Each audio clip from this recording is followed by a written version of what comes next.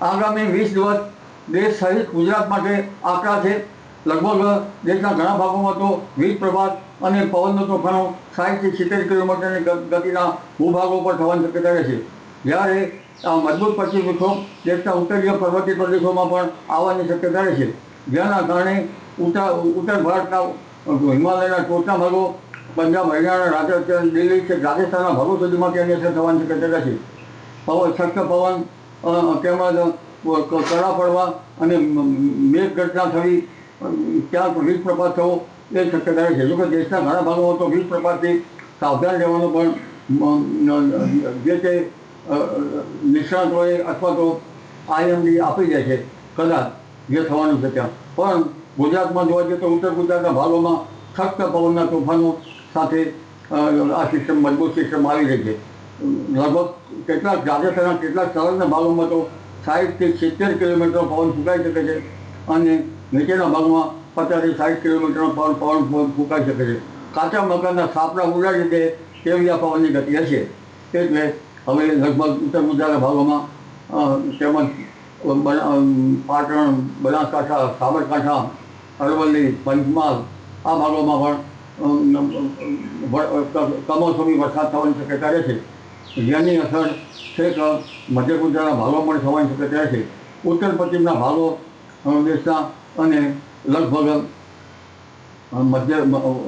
કેટલાક વડોદરાના ભાગો અને અમદાવાદ, ગાંધીનગરના ભાગો સુધી પણ તેની અસર થવાની શક્યતા રહે છે. પશ્ચિમ સૌરાષ્ટ્રના ભાગોમાં પણ અસર થવાની શક્યતા રહે છે. કચ્છના ભાગોમાં પણ સખ્ત પવનના તોફાનો થશે. એટલે ધીરે ધીરે આ સિસ્ટમ જો સૌરાષ્ટ્રમાં અંદર પ્રવેશ કરી જાય તો સૌરાષ્ટ્રના દરિયા કિનારાના ભાગોમાં પણ પવન ફૂંકાય.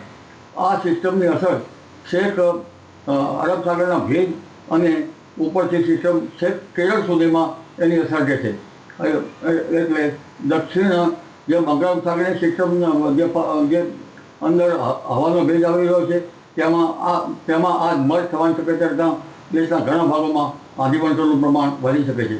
દેશના કેટલાક ભાગમાં તો લગભગ 60 થી 70 કિલોમીટરની ઝડપના પવન ફૂંકાય છે અને દેશના કેટલાક ભાગમાં વીજ પ્રપાત થવાની શક્યતા રહે છે. અને ગુજરાતના ભાગોમાં પણ આગામી પવનથી સાવચેત રહેવાની જરૂર છે. પવન, આંધી, વંટોળ, સખ્ત પવનના તોફાનો આ જાણે મે માસમાં જે આંધી વંટોળ આવતી હોય તેવી આ આંધી વંટોળના અને સખ્ત પવન હવે આગામી થોડા દિવસમાં જણાશે.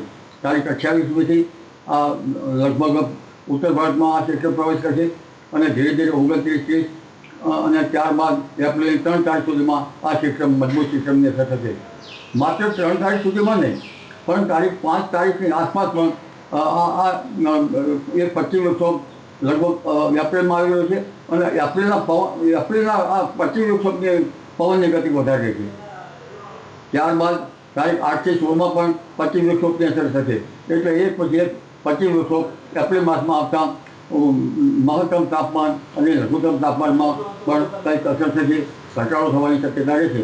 એટલે આ આગામી 20 દિવસ લગભગ ખેડૂત ભાઈઓએ સાચવવા જેવા રહેશે. ઉનાળા જેવો માહોલ નહીં. આગામી સિસ્ટમ આવતા મહત્તમ તાપમાનમાં ઘટાડો થશે અને કેટલાક ભાગમાં લઘુત્તમ નોર્મલ તાપમાન નજીક અને કેટલાક ભાગમાં નોર્મલ તાપમાનથી પણ નીચેનું ઉષ્ણતામાન જવાની શક્યતા રહે છે.